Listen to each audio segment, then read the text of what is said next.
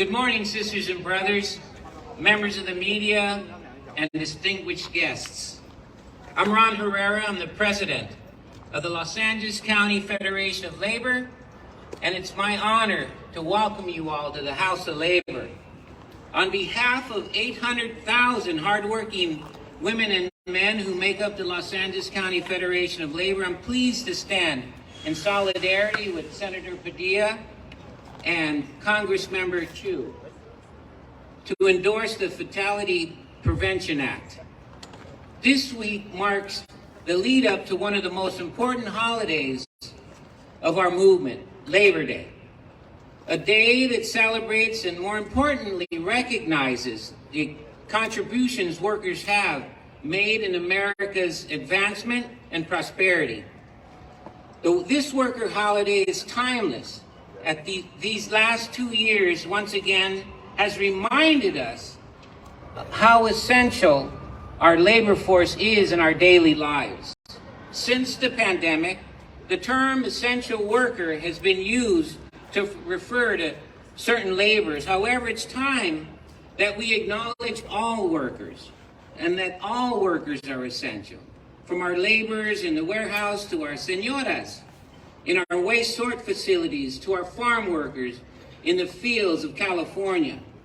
But we need to make sure we are protecting every essential worker, which is why the Fatality Prevention Act comes into play. Just last month, it was reported that an Amazon worker died due to heat-related illness while on the job at an Amazon warehouse.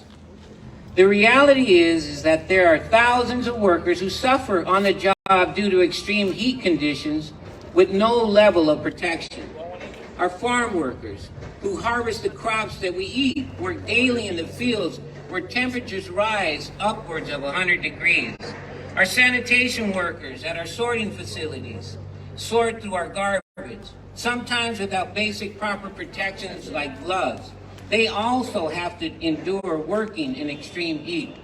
Increased climate change and heat continues to affect all workers, from our construction workers who build affordable housing to our longshoremen, our airport workers, our car wash workers, garment workers, and landscapers who beautify our cities.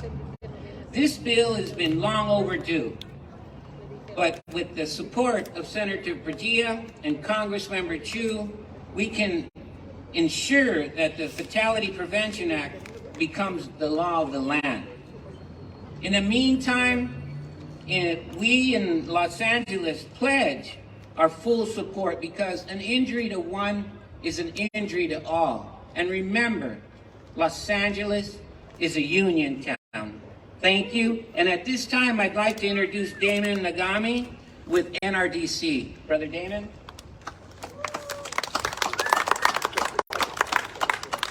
Thank you, Ron.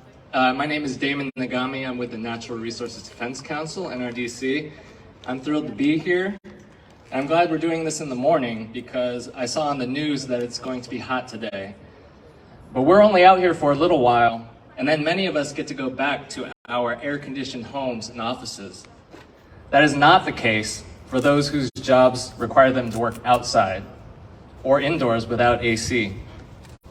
These are folks who grow our food, build our homes, maintain our roads, bridges, and power lines, and provide hundreds of other services that can't be done in the comfort of an air-conditioned building. These workers need and deserve protection from the impacts of dangerous heat.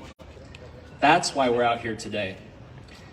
We all know that climate change is making heat waves hotter and more common. The past 8 years have been the hottest since global record keeping began. And heat wave season has been getting longer, stretching into early spring and late fall. Scientists expect these longer and hotter heat waves to continue. And our window of opportunity to avoid the worst impacts of the climate crisis is quickly closing. That's why NRDC and our elected leaders are working tirelessly to advance climate action, from city halls and state legislatures to Washington, D.C. and around the world. Every year, thousands of U.S. workers are tragically sickened, injured, and even killed by extreme heat. High temperatures can and do affect workers across race, ethnicity, gender, class, and occupation. But as with so many other environmental health harms, Black, Latino, low-wage, and essential workers are hurt first and worst. The dangers workers face on construction sites, in manufacturing plants, and all across all the other hot jobs in America will only intensify as climate-changing fossil fuel pollution drives up average temperatures and makes heat waves even longer, stronger, and deadlier. The good news is that common sense measures such as paid rest breaks and planning for heat emergencies can save lives and livelihoods. Companies that do the right thing also know that heat safeguards can save them money. The Federal Worker Safety Agency, OSHA, estimates that a single case of heat exhaustion can cost an employer more than $79,000 in workers' compensation and indirect costs. Every one of us has the right to work in safe conditions and to make it home safely. And critical to that is a set of national heat safety safeguards for outdoor and indoor workers that OSHA has begun developing.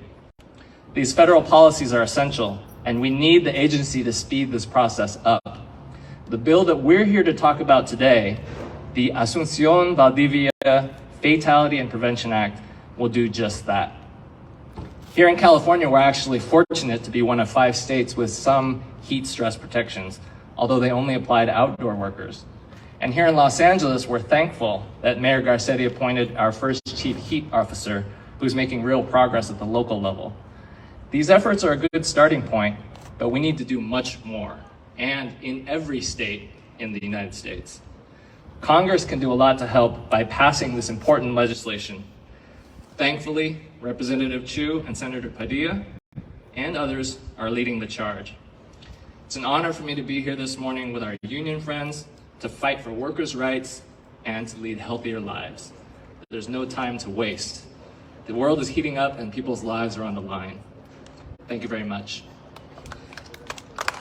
And now I have the privilege to introduce a champion for workers and communities here in Southern California, Representative Judy Chu.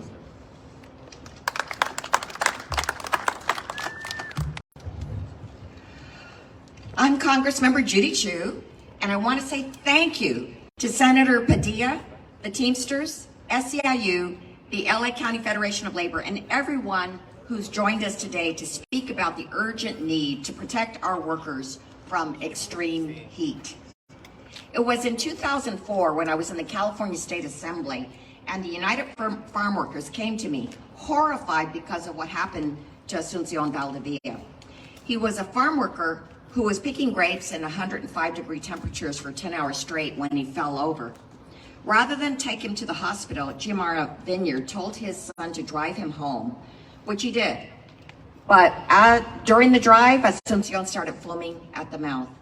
His son had to watch his father die of a preventable heat stroke at the age of 53. Because of this, the UFW and I worked to get protections for these workers, and that is how California became the first state in the nation to have protections for outdoor workers from excessive heat, with common sense actions including water, shade, and rest periods. These protections included not only farm workers, but construction crews, roofers, landscapers, and others vulnerable to illness and death related to heat. When I came to Congress, I was shocked to learn that at that time only 3 states had heat protection laws.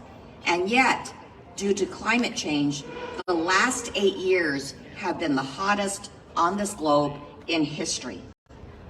All we have to do is see the searing heat wave in the Midwest, and how about our own heat wave this coming week, to know its terrible effects. To prevent more tragedies like Asunción's, we need a federal standard that protects workers all across this nation. That's why I introduced my bill, H.R. 2193, the Asunción Valdivia Heat Illness and Fatality Prevention Act, which would establish a national standard for heat stress protections against occupational exposure to heat for both outdoor and indoor workers. I'm proud to say that it was reported favorably out of the House Education and Labor Committee last month. I am now looking forward to working to bring this bill to the floor for a vote in the coming weeks. And I'm also so glad that the Biden administration has recognized this alarming problem and implemented OSHA's national emphasis program on outdoor and indoor heat hazards to better protect workers from heat. However, there is still clearly a need for legislation to codify these protections and to maintain these requirements for such a standard, regardless of who is in the White House. If we don't act, worker after worker in so many industries will suffer. Earlier this summer, 24-year-old Esteban Chavez was delivering packages for UPS in my district in Pasadena when he died from heat stroke as he finished his last deliveries of the day. Drivers like Esteban are under immense pressure to reach daily delivery quotas, and UPS workers have said that without air conditioning, the trucks are often 10 degrees hotter than the outside temperatures, which during a California summer could be over 100 degrees. Those who work so hard to keep food on our table and keep our economy running deserve to have their health and lives protected, which is why we must pass this act. And now, let me say that a bill like this can languish in the House forever unless you have a champion in the Senate to take it across the finish line. Alex Padilla became our U.S. Senator for California a year ago, and already he's hit the ground running and immediately became the sponsor of the Asunción Valdivia Heat Illness Fatality Prevention Act in the Senate. He is my hero for standing up for our workers. And now let me turn it over to our Senator, Alex Padilla.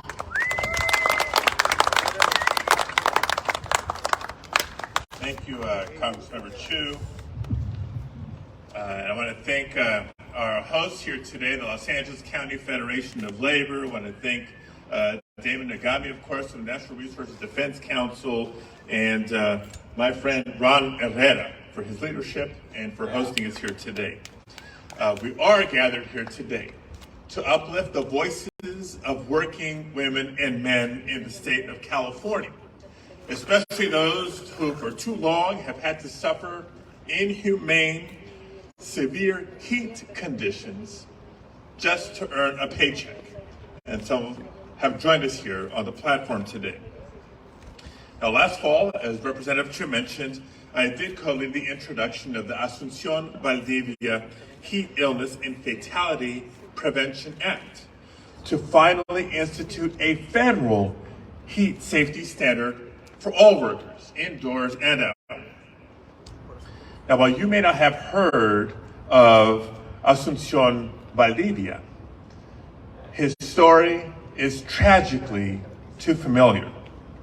Asunción was a farm worker here in California, picking grapes all day long in open fields with 105-degree temperature and the sun beating down on his back all day long until that fateful day. At the age of 53, he was not old, 53, after a 10-hour workday, he suffered a fatal heat stroke. No farm worker, no worker, no human being should be expected to work under these conditions. And yet, Asunción did and died in 2004. That was almost 20 years ago. And since that time, temperatures continue to rise. After all, climate change is real. Heat wave seasons are getting longer, not just hotter, but hotter and longer. And yet, our country has never passed a federal heat standard to protect our workers who work under these conditions. Now, thankfully, workers in California can file confidential complaints by calling 833-579-0927 or by visiting the Cal OSHA website online. For the members of the press, this material will be in the release that we share afterwards. But for 30 years, extreme heat continues to be the greatest cause of weather-related deaths in the United States, killing over 700 people per year. As temperatures rise, it's not just farm workers, it's also factory workers, construction workers, warehouse workers, truck drivers, mail carriers, and more, who continue to show up for work day after day in spite of these dangerous conditions. They deserve dignity. They deserve respect. They deserve safety in the workplace. And they cannot afford to wait much longer. And that's why I'm proud to co-lead the Asunción Valdivia Heat, Illness, and Fatality Prevention Act in the Senate, and I'm so proud to work with my partner, Representative Chu, in the House to protect the health and safety of our nation's workers exposed to dangerous heat conditions. Now, this bill would direct OSHA to put forth regulations for a federal heat standard so that workers across the country can have access to such fundamental things like water, like cool spaces, and shade when the temperature reaches above a certain level. Now, by finally implementing national standards set by OSHA, we can protect the health and well-being of millions of both indoor and outdoor workers who play essential roles in providing food and other essential services for all Americans. It is long past time to institute a national health safety standard. California has been a leader in this fight, as it was the first state to pass a permanent heat protection standard for outdoor workers.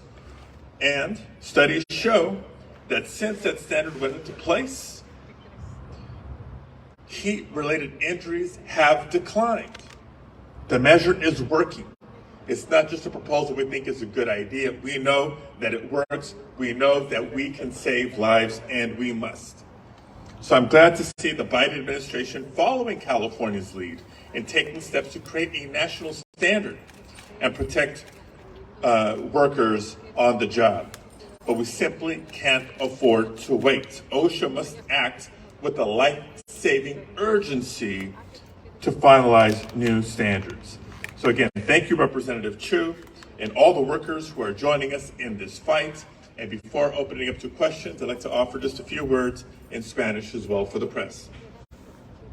Gracias a todos por acompañarnos hoy. Estamos aquí para dar luz al problema de las condiciones de calor severas que millones de trabajadores sufren en el trabajo cada día. Junto con el representante Chu, hemos liderado un proyecto de ley para finalmente instituir un estándar federal de seguridad contra el calor para los trabajadores. Esta legislación lleva el nombre de Asunción Valdivia, quien era un trabajador agrícola aquí en California que falleció después de trabajar 10 horas bajo el sol en temperaturas de 105 grados sin acceso mínimo a agua o sombra. Ningún trabajador, ningún ser humano debe de sufrir de estas condiciones. Los trabajadores agrícolas aquí en California de hoy pueden presentar quejas confidenciales llamando al 833-579-0927 o visitando el sitio web 99calor.org.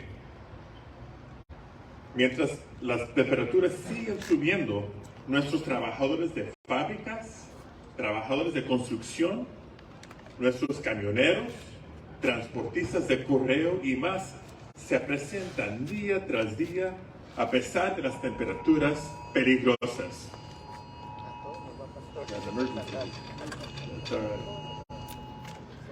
It's going to miss it. The temperature is going to be above 100 degrees today in Los Angeles. Estos trabajadores merecen respeto, dignidad y seguridad en un sitio de empleo. Nuestro proyecto de ley ordenaría a OSHA que presente regulaciones para un estándar federal para que los trabajadores a través de todo el país tengan acceso a agua, descansos en espacios frescos, sombra y más. Ya es hora de instituir un estándar nacional de seguridad contra el calor extremo. Muchísimas gracias. And with that, thank you all again for being here. We'll open it up to some questions.